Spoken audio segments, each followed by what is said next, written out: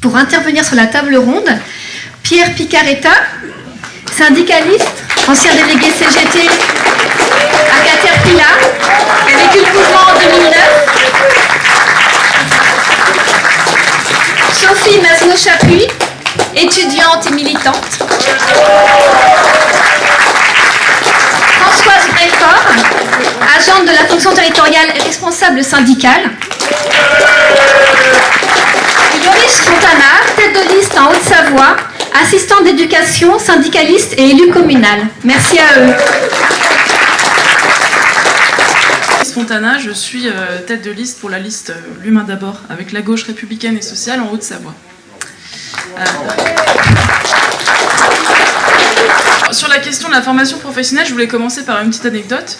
J'ai eu l'honneur de participer à un débat avec toutes les têtes de liste de mon département pour les élections régionales.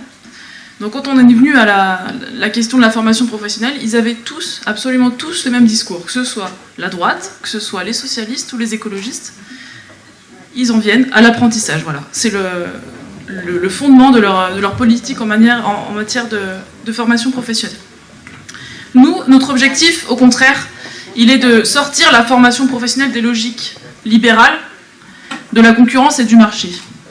Notre objectif, c'est d'établir un droit à la formation pour tous, un droit à la réussite pour tous. Alors pourquoi est-ce que j'oppose l'apprentissage et donc ce droit à la réussite pour tous? Parce que, vous le savez, hein, pour accéder à une formation en apprentissage, il faut qu'un patron vous signe un contrat de travail. Pour mémoire, le président de région sortant s'était fixé pour objectif 50 000 apprentis entre 2005 et 2015. En 2015, on en est à 41 000.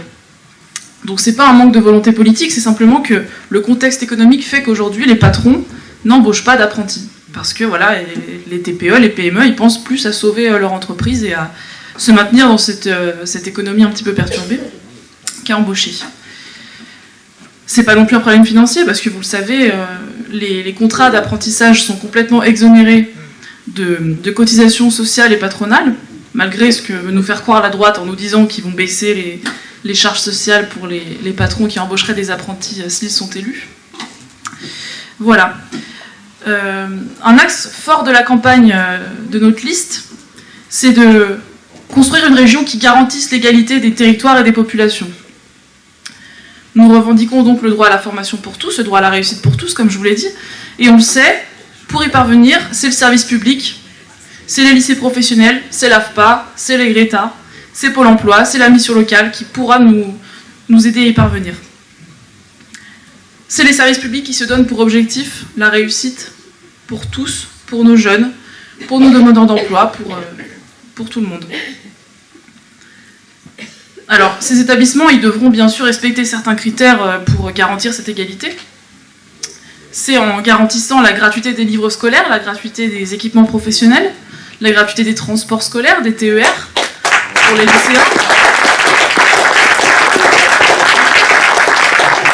C'est en garantissant la prise en charge automatique des frais de déplacement, des frais de restauration, d'hébergement des stagiaires, en garantissant une hausse de leur rémunération, qui est quand même très basse, et un véritable accompagnement médical que nous garantirons un égal accès à la formation professionnelle tout au long de la vie et pour tout le monde.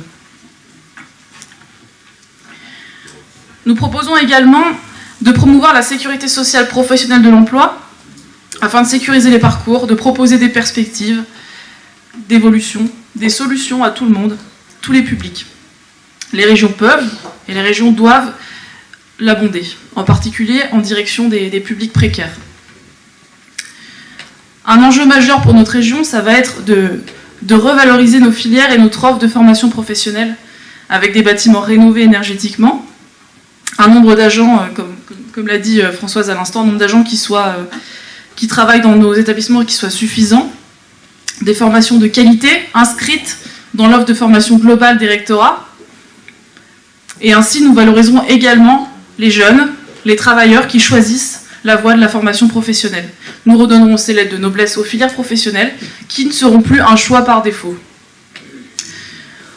Alors pour cela, nous devons nous doter d'un véritable plan pour la formation professionnelle en donnant suffisamment de moyens pour la rénovation des bâtiments, pour les équipements, pour les stagiaires eux-mêmes, en travaillant à une véritable cohérence nationale, à une véritable coopération entre les régions et non à une mise en concurrence comme le veut la loi NOTRe, en construisant continuellement en lien avec les acteurs sociaux, les élus, les demandeurs d'emploi. Nous proposons des formations de qualité qui garantissent un égal accès et qui soient au plus près des besoins de nos territoires.